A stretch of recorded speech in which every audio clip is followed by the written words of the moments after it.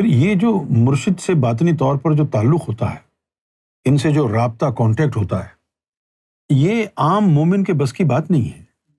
اس کے لیے روحانیت کا ایکسپرٹ ہونا چاہیے مرید کو۔ روحانیت کا ایکسپرٹ کون ہوتا ہے؟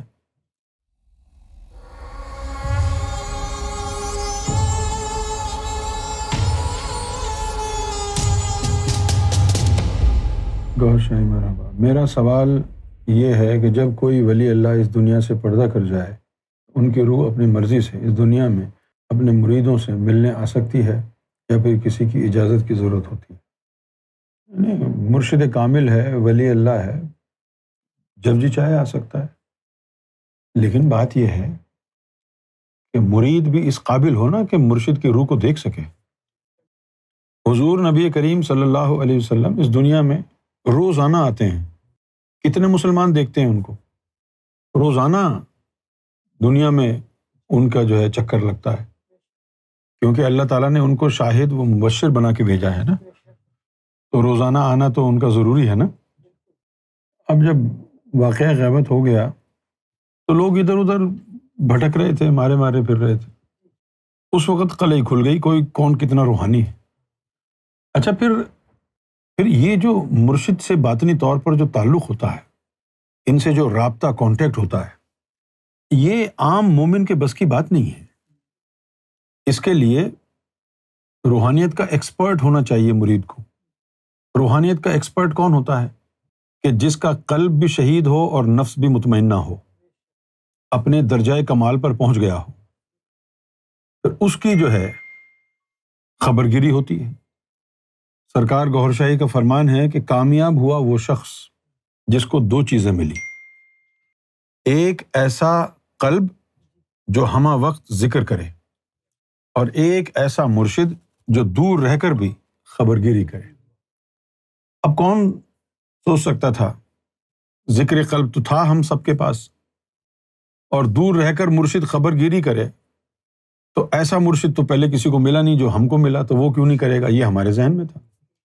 تو ہمیں یہ پکا یقین تھا کہ بھئی ہمارے جو مرشد ہیں وہ تو ہر حال میں ہماری خبر گیری کریں گے، اور پہلی شرط تھی کہ ذکر کرے قلب، لیکن اس کے باوجود نہیں ہوئی خبر گیری کسی کی۔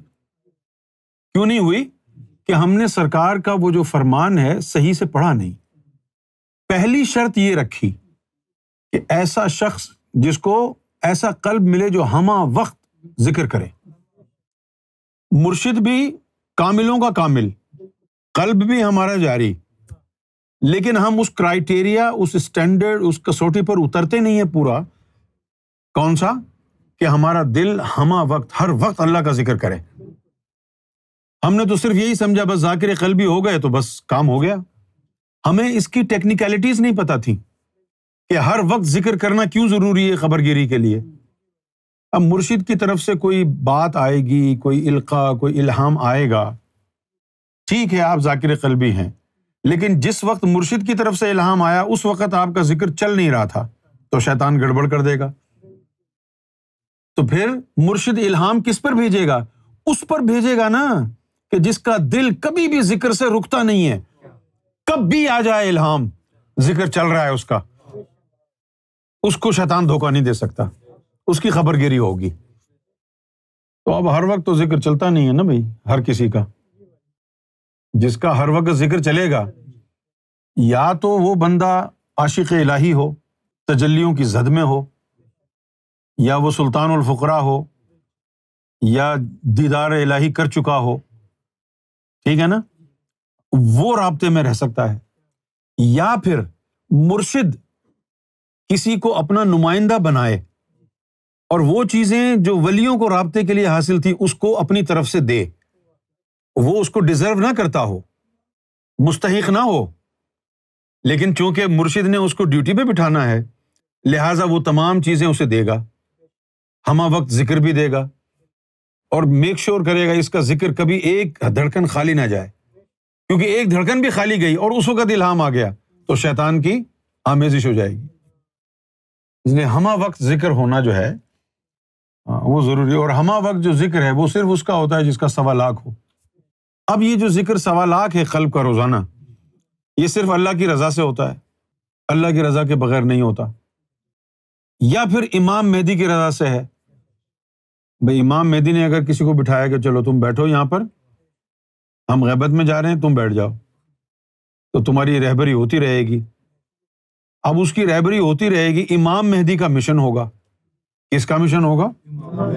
امام مہدی کا مشن ہوگا۔ کتنا اہم مشن ہے۔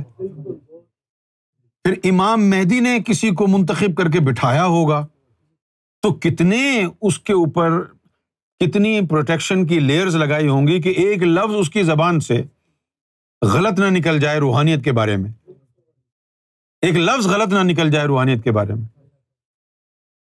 یہ جو رب جن کو بٹھاتا ہے ان کے لیے یہ قانون ہے، جس طرح قرآن میں حضور کے لیے آیا وما ينطق عن الهوى، کہ وہ اپنی زبان سے کچھ نہیں بولتے، جو وحی آتی ہے پھر وہ فیصلہ کرتے ہیں۔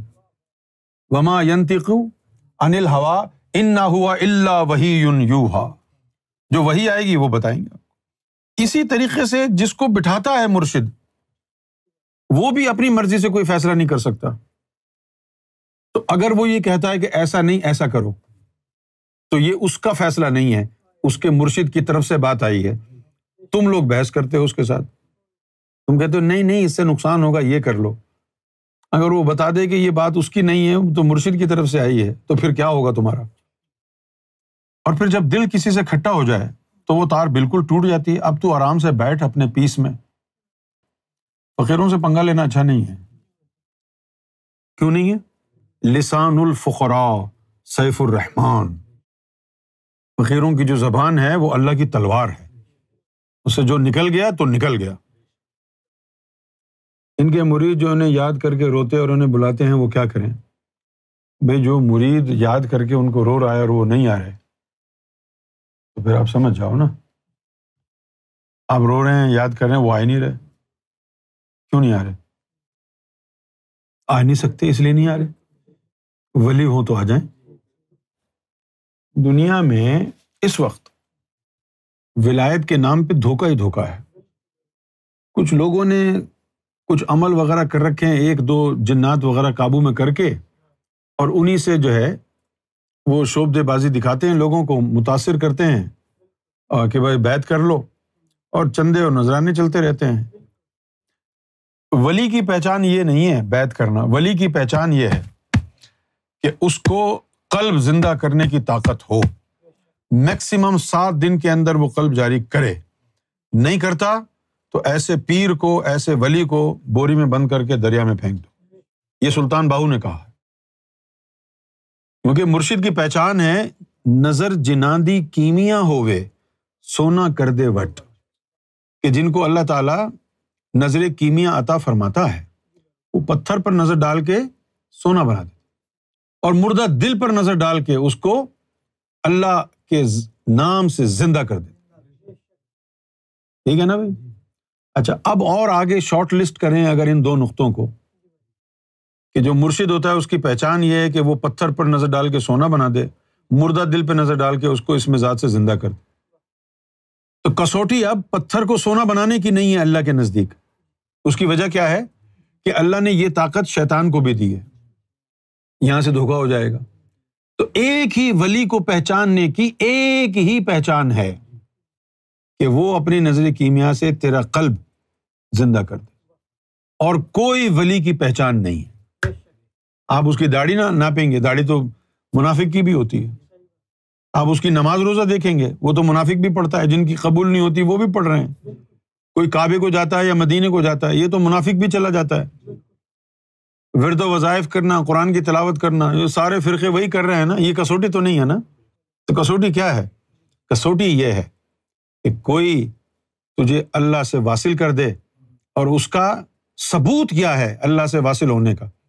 تیرا دل اللہ کے ذکر سے آباد ہو جائے۔ ایک دفعہ بھی دل سے اللہ کی آواز آ گئی تو اللہ نے تجھے قبول کر لیا۔ It's never too late. اگر قلب جاری ہو گیا، اب پرواہ نہیں کر۔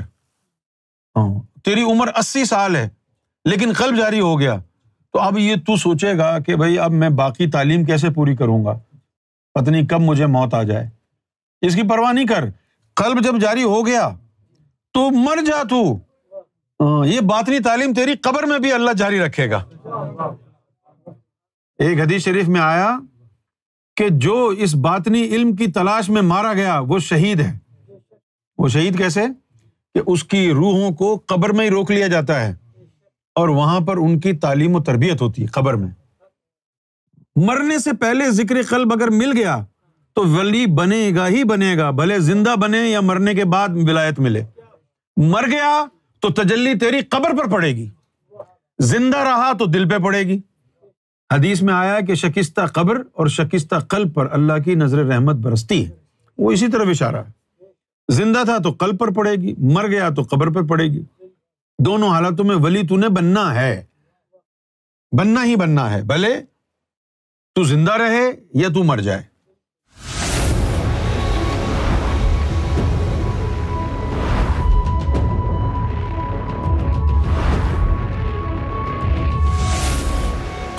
TV, the place to connect with God.